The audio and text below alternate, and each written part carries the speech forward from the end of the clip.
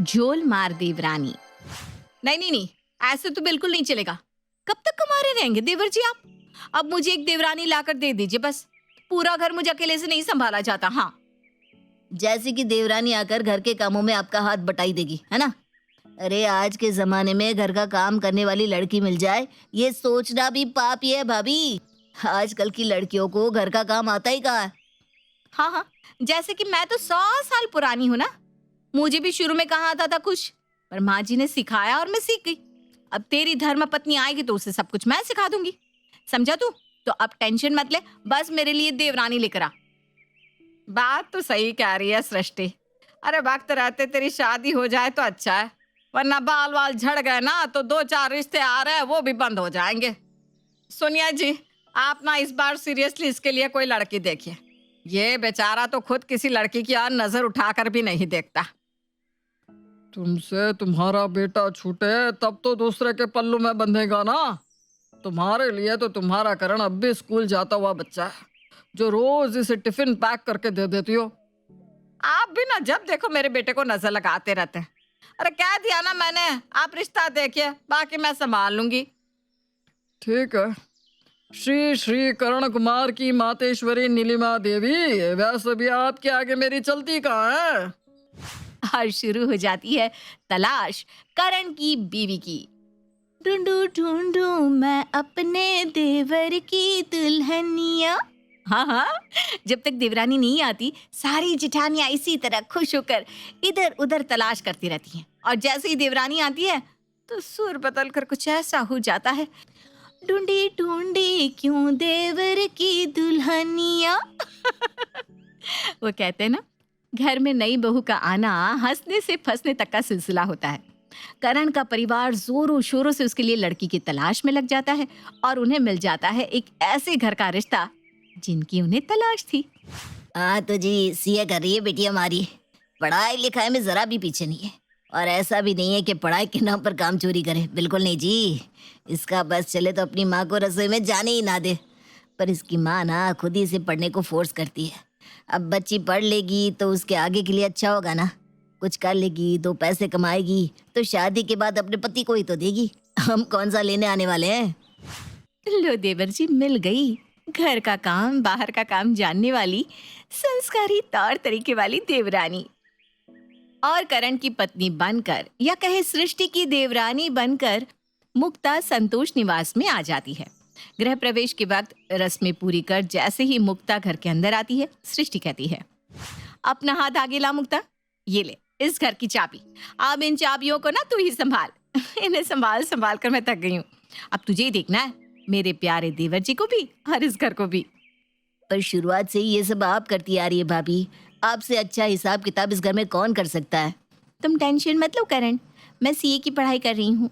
हाँ माना भाभी को तजुर्बा होगा, पर ये मेरा प्रोफेशन बनने वाला है। इसी बहाने मेरी प्रैक्टिस भी होती रहेगी और एक के हाथ में घर का खाता रहेगा तो पैसों की बचत तो होनी है।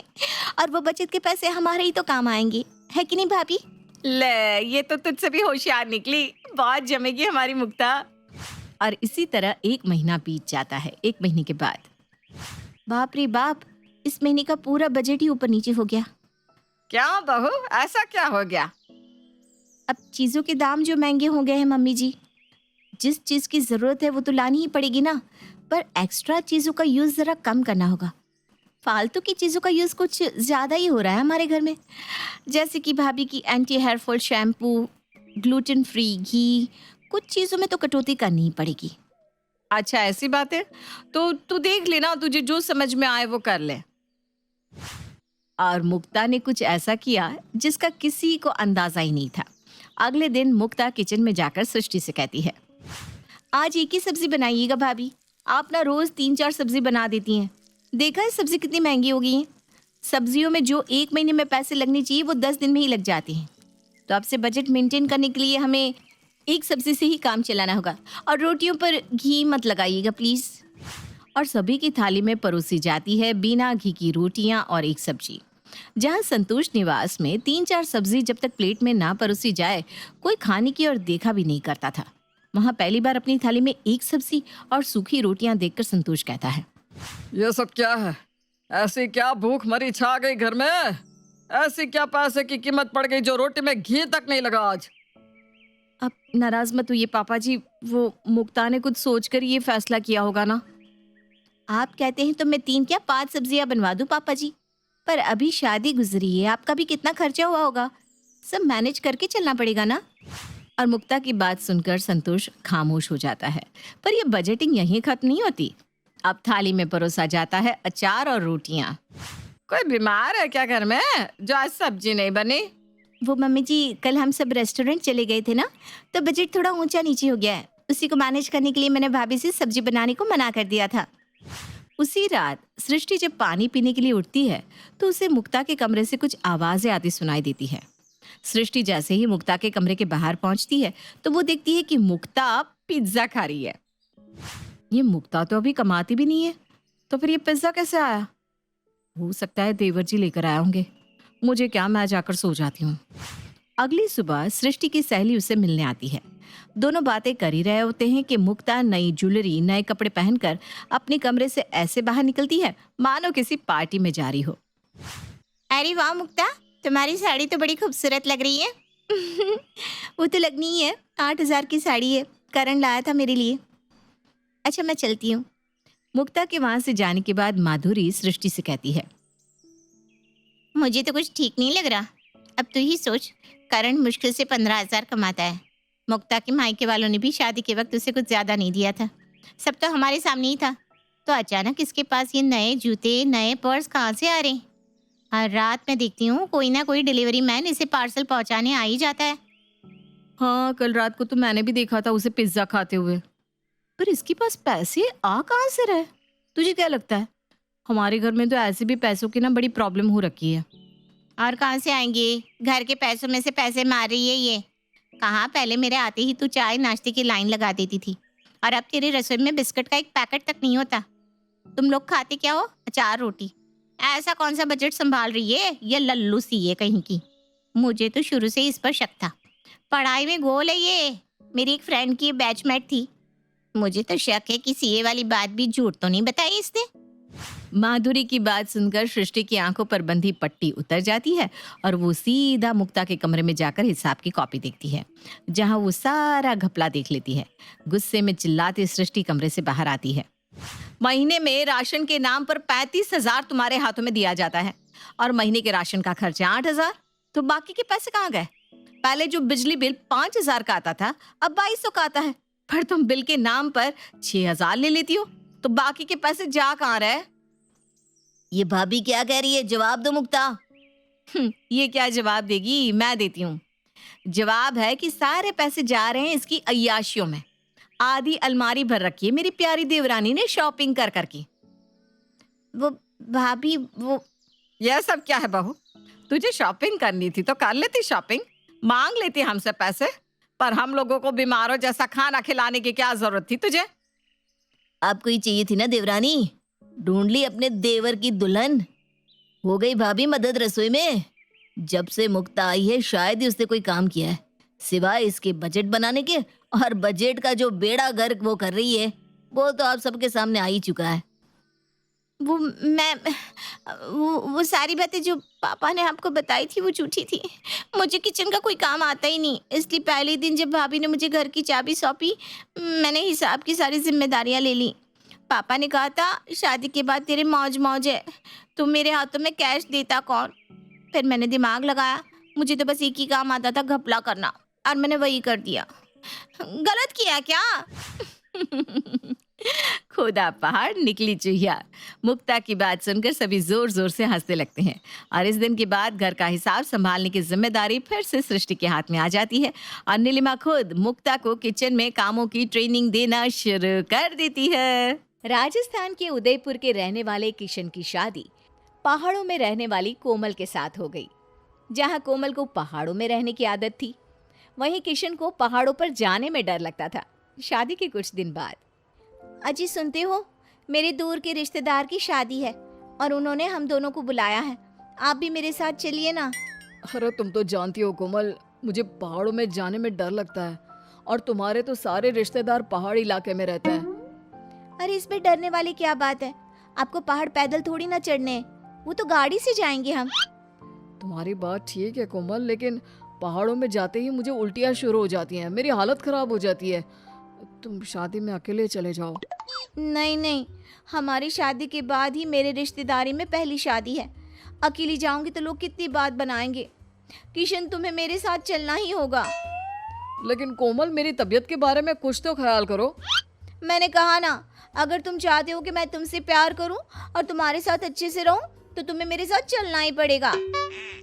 कोमल की जिद के आगे किशन की एक नहीं चली। किशन और कोमल चल दिए पहाड़ों की तरफ। जैसे ही गाड़ी ऊंचे ऊंचे पहाड़ों में चढ़ने लगी, किशन घबराने लगा। मुझे बहुत डर लग रहा है कोमल, मेरा दिल घबरा रहा है। ऐसा लग रहा है जैसे मुझे बहुत जोर से उल्टी आने वाली है। अरे आप बेकार में इतना सोच रहे हैं, ऐसा कुछ नहीं होने वाला। बस अपनी आंखें बंद कर दीजिए और चुपचाप बैठे रहिए। गाड़ी जितनी जितनी ऊंचाई पर चढ़ती गई, किशन के कान बंद होने लगे। उसे कुछ भी सुनाई देना बंद हो गया। वो देखिए बाहर का नजारा कितना सुंदर है। लेकिन किशन ने कोमल की बात का कोई जवाब नहीं दिया। थोड़ी देर बाद, बस थोड़ी देर में पहुंच जाएंगे, बताइए ना आपको यहाँ आकर कैसा लग रहा है। लेकिन इस बार भी किशन ने कोई जवाब नहीं दिया।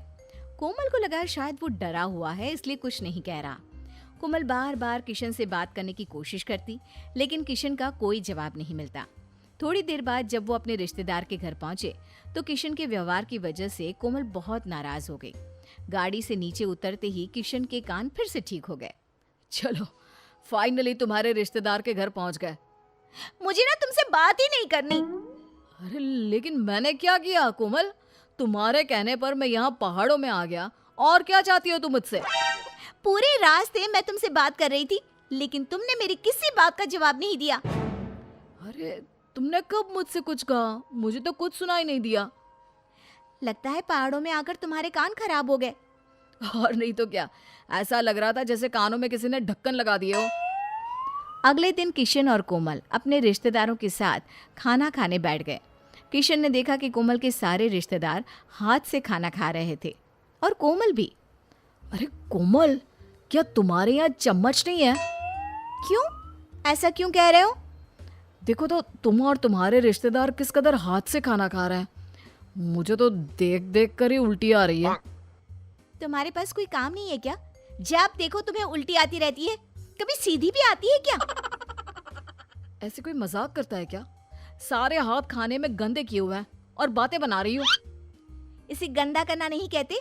हमारे यहाँ पहाड़ों में इसी तरह लोग खाना खाते हैं। तुमको नहीं पसंद तो तुम आंखें बंद कर लो, नहीं तो उल्टी कर लो। कोमल की बात सुनकर किशन समझ गया था कि अपनी बीवी से लड़ाई करने का कोई फायदा नहीं है, क्योंकि वो अपने रिश्तेदारों के पास थी। अगले दिन कोमल अपने कुछ रिश्तेदारों के साथ किशन को पहाड़ों में घुमाने ले जाती है।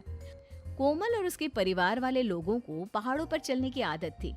वो जल्दी जल्दी दौड़ दौड़ कर पहाड़ों पर चलते हैं। वहीं किशन की हालत खराब हो जाती है। अरे तुम लड़की हो या बिल्ली, ऐसे दौड़ दौड़ कर पहाड़ों पर चल रही हो? और तुम आदमी हो या चूहा, तुमसे इतना पहाड़ भी नहीं चढ़ा जा रहा। ये तो वही कहावत हो गई, खुदा पहाड़ निकला चूहा। हे भगवान, कैसी बीवी मिली है, बात बात पर मेरी खिल्ली उड़ाती है। और तुम अपने बारे में कुछ नहीं कहोगी? तुम्हें बात बात पर उल्टी आती है, उसका क्या? कुछ दिनों के बाद कोमल और किशन वापस अपने घर लौट आते हैं। लेकिन थोड़े ही दिनों बाद कोमल के रिश्तेदार उससे मिलने के लिए जयपुर आते हैं। कोमल और किशन का घर ऐसे इलाके में था जहाँ पर घर काफी पास पास बने हुए थे। कोमल के रिश्तेदार जैसे ही उनके घर आते हैं, वो छतों पर दौड़ दौड़ कर ऐसे भागते हैं जैसे वो पहाड़ों पर चल रहे थे। अरे किशन भैया, ये कौन लोग आए हैं आपके घर? हमारी छतों पर दिन भर ऐसे भागते हैं जैसे ये छत नहीं माउंट एवरेस्ट हो। अरे क्या बताऊं, मेरी बीवी के रिश्तेदार हैं, पहाड़ों से आए हैं और पहाड़ी हरकतें करते रहते हैं। मैं तो समझा समझा कर थक गया हूं। जैसे तैसे किशन अपने रिश्तेदारों को वापस भेज देता है। कुछ दिनों के बाद मकर संक्रांति आती है और जयपुर के लोग अपनी छतों पर पतंग उड़ाते हैं। कोमल के पति की पतंग बार बार कटती है। ये क्या है? आप अपनी पतंग भी नहीं बचा सकते? तो तुम बचा कर दिखा दो ना। तुम मुझे जानते नहीं, पहाड़ों की रानी हूँ मैं। एक से दूसरी छत पर छलांग लगाकर लपक कर तुम्हारी पतंग लेकर आऊंगी। और उसके बाद कोमल छत पर भाग भाग कर दूसरी छत पर जाकर पतंग लूट लूट कर ले आती है। अरे किशन भैया, आपकी बीवी है या बिल्ली? छतों पर ऐसे भाग रही है जैसे पीटी उषा मैदान में दौड़ लगाती है। ना ये बिल्ली है ना पीता, ये तो पहाड़ों की रानी है, पहाड़ों की रानी। पहाड़ी बीवी मिली है मुझे, कुछ तो काम करेगी ना।